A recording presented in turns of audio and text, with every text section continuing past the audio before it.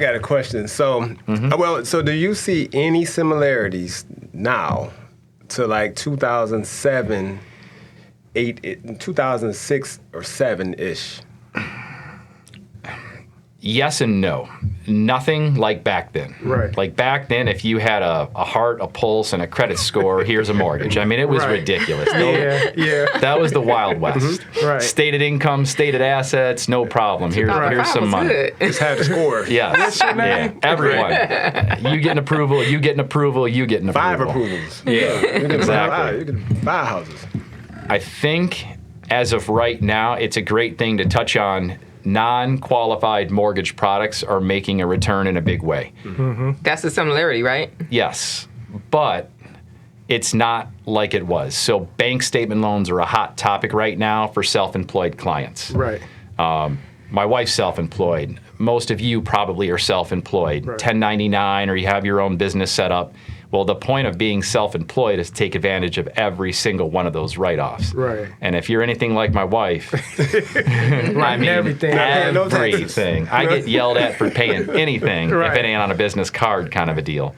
So, the flip side is you're filing your tax returns, and this is what you're telling Uncle Sam you're making. But in the mortgage world, it's like, hey, no, I do a little bit better than this. Right. So they're coming out with creative ways to help people that are self-employed get mortgages where you still are qualifying the income, but not the standard conventional ways. Right. So you explained it a little bit, but explain to them what you just non-QM, non-qualified mortgage. Right. So what I'm hearing, the similarity is the programs are similar, but the qualification process is more strict now. Yes. Compared to back then. Precisely. Okay. Yep. I think hard money is becoming a more accepted way of getting financing terms done as well.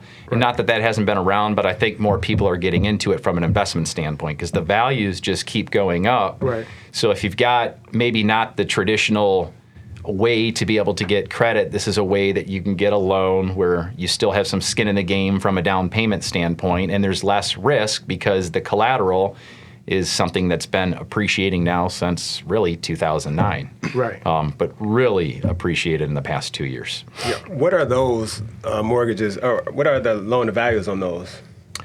So typically, it has a lot to do with reserves, FICO score, but typically you're going to be a minimum of 10% down on a program like that.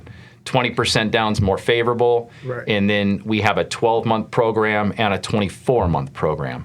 So if we're collecting 24 months worth of statements, right, a little bit more of a law of averages used, considered less risk, so you're going to end up getting a little bit better pricing, but they literally take a percentage of the deposits that are coming into your account, your bank account, business account, and that is ultimately your qualified income. Okay.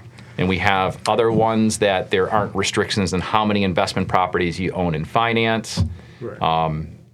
We have interest only coming back, which I don't think it's a terrible thing used for the right purposes. Right. Like all of California is an interest-only loan because you can't afford the payment anyways. You can't get a one-bedroom shack for less than $700,000 in most parts of California. Right. Yeah. So and then 20% down is not a bad thing. No. Right. Like Dave Ramsey lived by it. You shouldn't buy unless you can put 20% down. Like, why would you put 20% down? That's always the debate, right? Yeah. If you were a smart if you're an investor, but if you're a typical homeowner, it's a lot of reasons why you should, in my opinion. Yeah, it you depends should? on. Yes. Yeah, it depends because what else could you do with that money? I mean, those are the conversations that you have with, the client has with some sort of, financial advisor or whatever. But like you said, sometimes leaving the cash liquid could be better. But if they don't necessarily know what they're going to do with it, or if you're, I always tell the story about my oldest. When she was getting ready to buy her house, I knew that they were going to blow the money. So put it into the house. Yeah. And since you put it into the house, now you have this crazy low payment that you can't even, you would never see it even in, rent or mortgages at a low rate. Sure. So, And equity. Right. Especially right now. Yeah. What are the rates looking like for those type of mortgages? So You guys are gonna kill me on this off the top of my head. No, It's all good. I'm going to tell you a range. Typically, you're going to be anywhere between a point to a point and a half off of just standard insurable market. Right. Gotcha. Okay. So if I'm at 5 1/4, 5 3/8 today, add anywhere between a point to a point and a half, depending on how many statements we're collecting, what that credit score is. Right. Minimum FICO score requirement is a 680.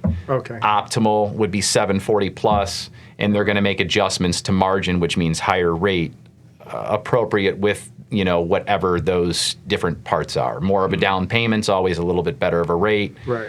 Those types of things. So basically, you're minimizing the risk. So they're paying a little bit higher rate of interest because they're not a conforming traditional loan. Precisely. And they're putting a higher down payment to minimize that risk. And they can't come in with the 620 credit score in most cases. Are you seeing the buy downs coming back at favorable terms? I refuse to believe in the buy downs.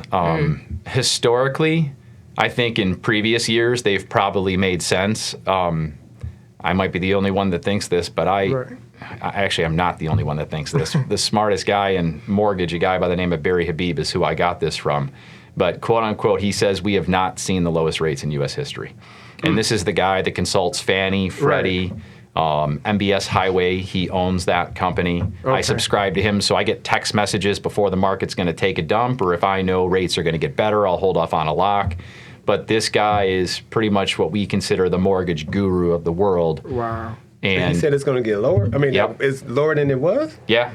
That's what he says. What causes that? I think we're in a recession, and nobody actually says it or realizes it yet. And it's not going to be anything like 2008, but we're in for some changes. I mean, they have to keep increasing interest rates to keep inflation in check. Mm-hmm. They've been lending money for literally nothing. Right. Because you still get the tax write-off on that interest on top of paying a 2.5% interest rate. Right. So if you want people to go back and invest in the bond market, you have to make the rate of return desirable. Right. And the only way that the Fed can try to combat inflation is by increasing interest rates. So that's why you're seeing what you're seeing. And I think historically, I don't know if we've ever had this high of an increase as quick as it's happened. Exactly.